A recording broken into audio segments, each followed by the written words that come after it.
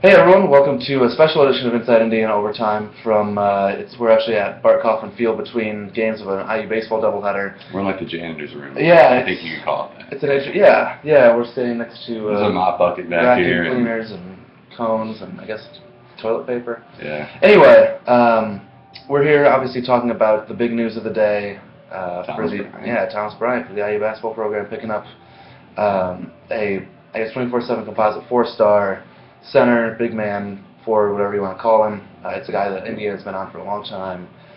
Really interesting, kind of weird recruitment for him. He was, Syracuse and IU. He was kind of back and forth. And his mom said that she didn't like some of the off-the-court stuff that was going on at Indiana. Well, then there was a huge amount of off-the-court stuff that was going on at Syracuse. They got stripped of a lot of scholarships, blah, blah, blah. And so he ends up picking IU today on ESPNU. I guess the game was on. John, initial thoughts?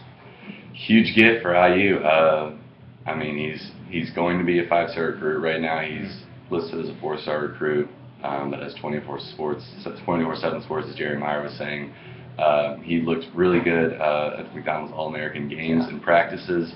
And just watching those highlights, granted it was about a minute and a half, I mean, he picked the pocket of Diamond Stone, who was thought to be one of the better, if not the best, big man in the class who committed to Maryland. This is exactly the guy IU needs. On our board, someone said, is this the biggest commit since Cody Zeller or Noah Vonleh? I don't think you can ever really compare another commit like Cody Zeller for Tom Crean's for his tenure here. But I definitely think this is the exact player that Indiana needed to get better. Just watching his highlight films, I mean, he's very physical. He's strong. He's only 17 years old, but he's a huge body. Yeah. He's got a Big Ten body. He's gonna be able to bang down low. This makes Indiana really good next year, if everybody comes back, which we'll get into. But huge news for IU. Yeah, and you mentioned that this week he's gotten a lot of exposure in the McDonald's All-American game, and then Huntington Prep, his prep school basketball team, playing in the Dick's Sporting Goods National Tournament, whatever it's called, and he's excelled in those games. And like you said, he's not playing scrubs. It's not like you see some of these highlight tapes where it's a 6'10" guy dunking on like a 6'2" guy. It's like, well, that's not very impressive. Mm-hmm. But he's doing this against guys like Diamond Stone, guys who are some of the best players in the country. They're going to be NBA players in a year. 18 months. Yeah, because he had I think 27 points and 19 rebounds the other night in Huntington Prep's win against Wheeler in Georgia, and just some of the best competition in the country he's excelling against, and he's going to be ready, or I guess as ready as any big man freshman that Indiana's had here the past few years. And you mentioned the Cody Zeller, Noah Vonleh kind of thing. I think it's a bigger get than Vonleh because in that class IU had two big men, Vonleh and Fisher, and obviously it didn't work out with Fisher.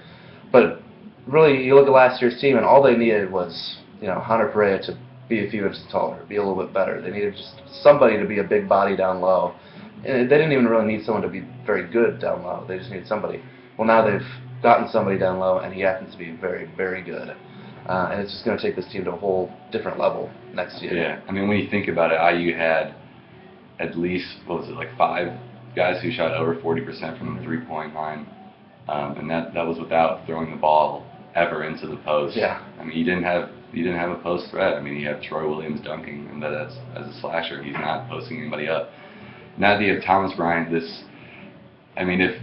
should we talk about if the other players come back? Yogi Ferrell did tweet today. Power moves. Yeah. So we'll see how that goes. A lot of even NBA scouts are giving their takes on where this leaves Yogi and Troy.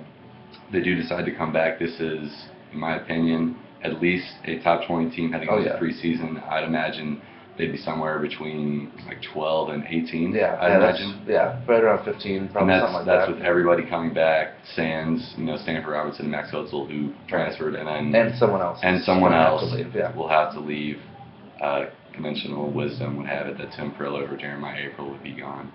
But those players didn't really contribute a whole lot last year. Mm-hmm. So this team, this is a good day for IU basketball. IU basketball fans. Yeah, no kidding. Thomas Bryant's a huge get, and I've yet to see a bad thing said about him. Yeah, and you see that when guys commit, actually kind of fawn over them. But just looking at what people are saying about him, just high motor, athletic, good passer out of the post, which is immensely important for the way Indiana is going to play. It's just going to open things up so much more for Farrell, Johnson, Blackman, even Troy Williams. It's going to open things up for him slashing inside. It allows. I think it's kind of big that it allows Hunter Perea to play a more a role much better suited to him. Colin Hartman's going to play. Isn't going to have to start at the 5. It kind of lets guys be more comfortable in their game. Which is just comical to think about, that Colin Hartman is playing center guarding guys 100 pounds and he was 7 inches tall. Yeah, that he had to match up against Nana Hegwu this year. Just like huge guys.